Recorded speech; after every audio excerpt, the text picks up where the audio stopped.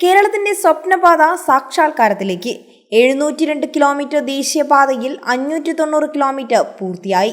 കാസർഗോഡ് തിരുവനന്തപുരം ദേശീയപാതയിൽ ആകെ 702 കിലോമീറ്ററിൽ 590 കിലോമീറ്ററും പൂർത്തിയായിരിക്കുകയാണ്. വിവിധ ജില്ലകളിലായി ബാക്കിയുള്ള 16 സ്ട്രെച്ചിന്റെ നിർമ്മാണം അന്തിമഘട്ടത്തിലാണ്.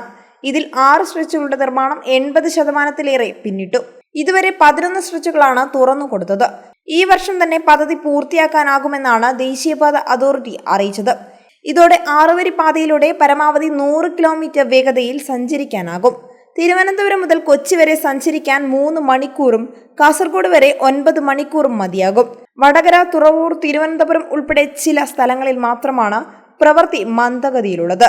എന്നാൽ നിർമ്മാണ പ്രവൃത്തി സാവധാനമാക്കുന്നവർക്കെതിരെ കർശന നടപടി ഉണ്ടാകുമെന്ന് മുഖ്യമന്ത്രി ദേശീയപാത അതോറിറ്റിയെ അറിയിച്ചിട്ടുണ്ട്.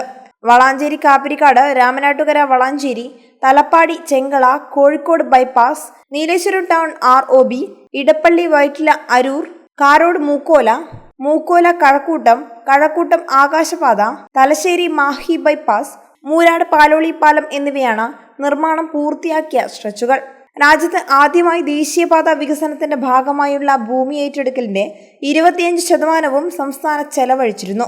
ഇതിനായി സംസ്ഥാന സർക്കാർ ദേശീയപാത അതോറിറ്റിക്ക് കൈമാറിയത് 5580.73 കോടി രൂപയാണ്.